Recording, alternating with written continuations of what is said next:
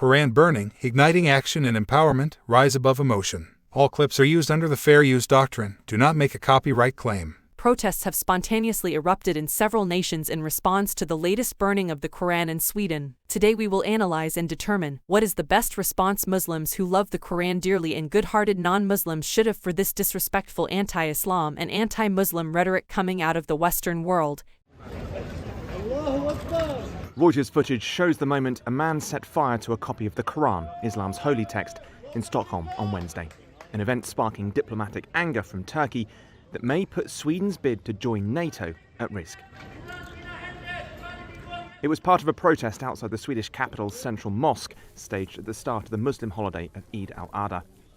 We have seen these antics repeated time and time again over the last decade. They claim it's just a demonstration of liberty, free speech and freedom. Notice they never burn anyone else's holy book. Why the Quran? Shouldn't these brave freedom fighters be burning the Bible, Torah, and the Book of Mormon also? If they wanted to show the world they are truly free to desecrate anything, then let's see them burn a pride flag during Pride Month, or the flag of Israel at a Holocaust museum. We do not want them to do that. The point is they will never do that, because they fear the response of these groups. We all know their hatred and disdain is for Muslims and Islam. A more powerful response has come from the Muslim world, especially Turkey, in the form of using political power to show Sweden and the West just how serious the desecration of Islamic symbols is.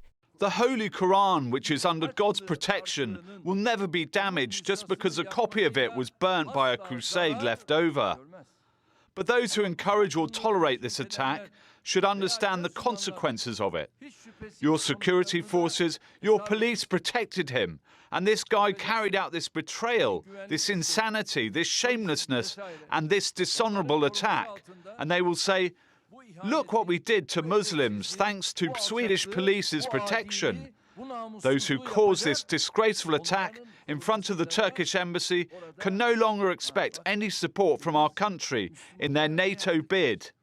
This is what crusaders, Western supremacists, and Islamophobes fear the most. Protesting and civic disturbances doesn't hit them where it hurts. They enjoy seeing you emotional and upset. No, when you target their money and power, that's when it hurts. They value money and power over God or anyone else. Our analysis would not be complete if we failed to turn inwardly and be introspective. We must ask ourselves as Muslims, what could we do better to generate better understanding and a more open environment? The truth is, if we as an ummah were better representatives of Prophet Muhammad, peace be upon him, then people in the West would jump up before we even had the chance and protest the burning of the Quran. We, Muslims, must learn to be more proactive and less reactive. Protesting and running into embassies is reactive, but guess what's proactive? Yes, if you guess dawah, then you are correct. We must teach. We have been given the blessing of global communication, the internet, streaming, artificial intelligence, cameras, and a host of other technologies. What are we doing with it to better Islam? Allah hasn't allowed all this tech to fall into your hands for no purpose. We must use it to instruct and to respond, O Muslims.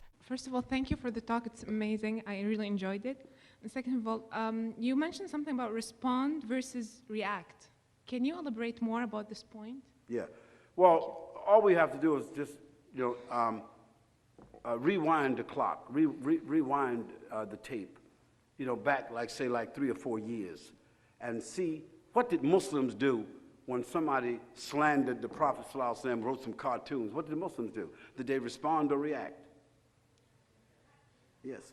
Okay, and when some people made a film, called Fitna, the devil in Holland that made the film Fitna, Geert Wilders, that's the devil's name. When he made that film, Fitna, what did the Muslims do? Did they respond with another film or did they react? Yes. See, and then when Terry Jones, that foolish man down in Florida, said he want to burn the Quran, did the Muslims respond or react? And this more recent fiasco, the innocence of the Muslims or the innocence of Islam or whatever they called it. What did Muslims do? Did they respond or did they react? And then the question is, look at the difference between responding and reacting. See, reacting is somebody pushing the buttons and the Muslims just going crazy, just going bananas. So I think just in the graphics of that, you get my drift.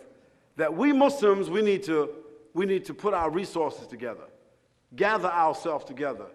We need to see what they said And then we come up with a dignified, powerful, resourceful response. And you'll find out that when Muslims are reacting, they're making movies of it. We look just like fools. We're falling right into the trap. But when we learn to respond, that is, you tolerate, you keep your composure, you see, and you're able to deliver an alternative message, then you find out that when you deliver an alternative message, a lot of people appreciate it, and a lot of people become Muslims, or a lot of people become allies because they receive the dignified response.